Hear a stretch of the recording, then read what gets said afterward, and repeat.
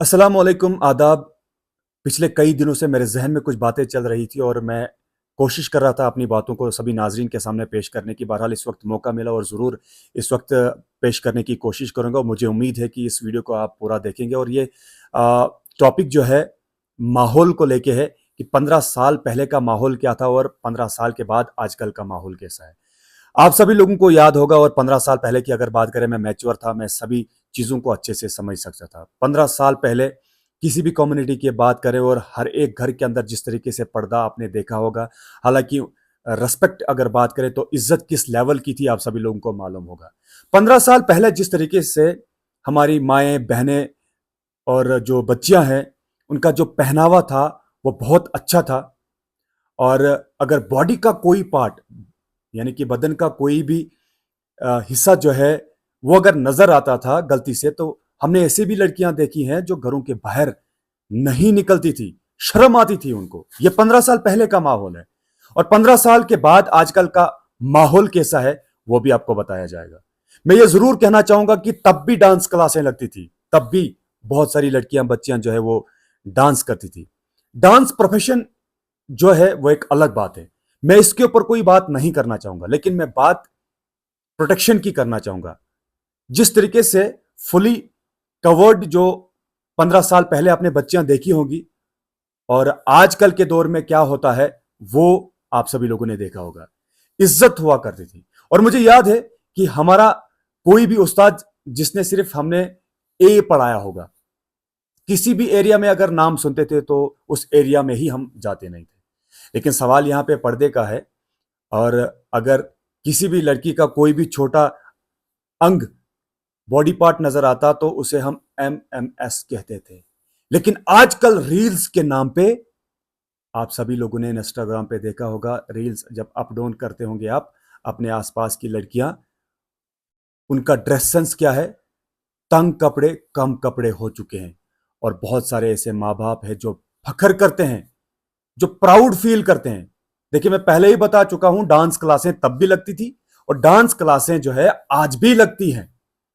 लेकिन बड़े बड़े स्टेजों पे जाके कम कपड़ों में डांस करके जज जजेस जज तो करते हैं, लेकिन बाकी लोग भी किस नजर से आपको देखते हैं वो भी आपको जज करना चाहिए।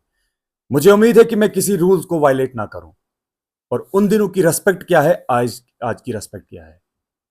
कहां गई वो इज्जत, कहां गई वो वैल्यू, कहां गई वो रेस्पेक्ट? यही कुछ बातें थी मेरे जहन में जो मैं सभी दर्शकों के सामने, सभी नाजरीन के सामने रखना चाहता था। शायद बहुत सारे लोग ऐसे होंगे जो एक्सेप्ट भी करेंगे, जो कबूल करेंगे इन बातों को, और ऐसे भी लोग होंगे जो ये कहेंगे कि सोशल मीडिया पे आके ये कौन सी बातें कर रहा है। आजकल किसी को रेस्पेक्ट करना जो है वो गलत समझा जाता है और इंसान ये सोचता है कि अपनी ही इज्जत बचाऊं वही ठीक है। फ्रैंकनेस हद से ज्यादा बढ़ चुकी है आजकल। आपने देखा होगा कि उस्ताद और शागिर्द के बीच में ऐसा रिलेशन है कि कुछ भी शेयर हो जाएगा। लेकिन पिछले 15 साल से पहले आपने देखा होगा कि मैं जो पहले ही बता चुका हूं कि किसी भी एरिया का नाम अगर सुनते कि फलानी जगह पे हमारा उस्ताद है, उस एरिया में ही नहीं जाते थे। वो डर नहीं था, वो रिस्पेक्ट थी, वो इज्जत थी। आज भी डर नहीं है, लेकिन डर नहीं है, इसके साथ साथ कुछ भी नहीं है, इज्जत भी नहीं है। मैं आपको क्यों रेस्पेक्ट दूं, मैं आपको क्यों वैल्यू दूं?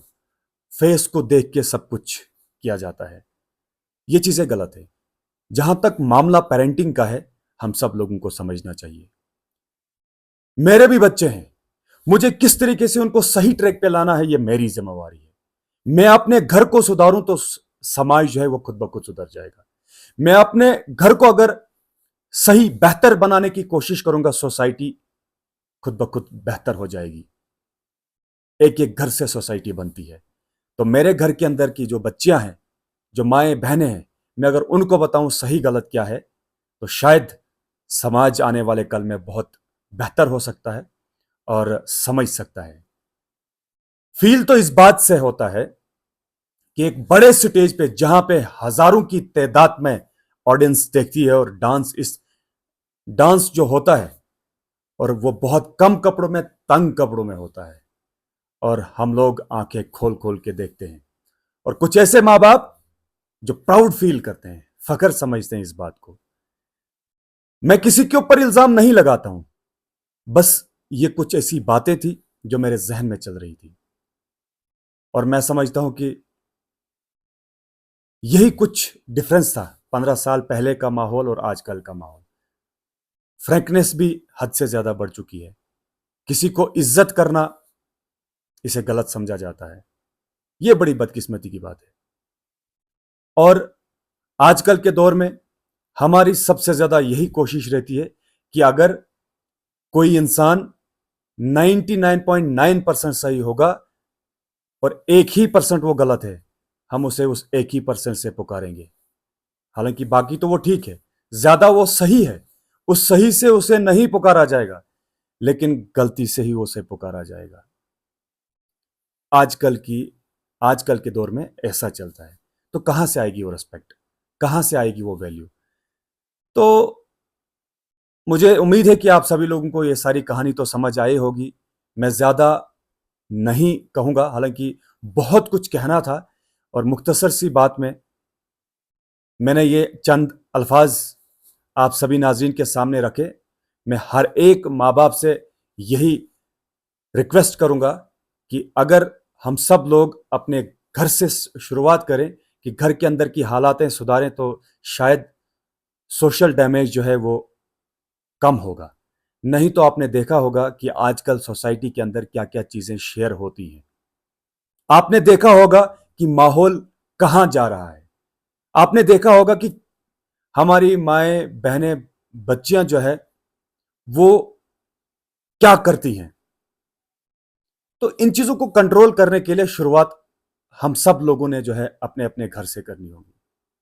घर से शुरुआत करते हैं तो सोसाइटी खुद ब खुद ठीक हो जाएगी, बेहतर हो जाएगी। आप सभी नाजरीन का बहुत बहुत शुक्रिया।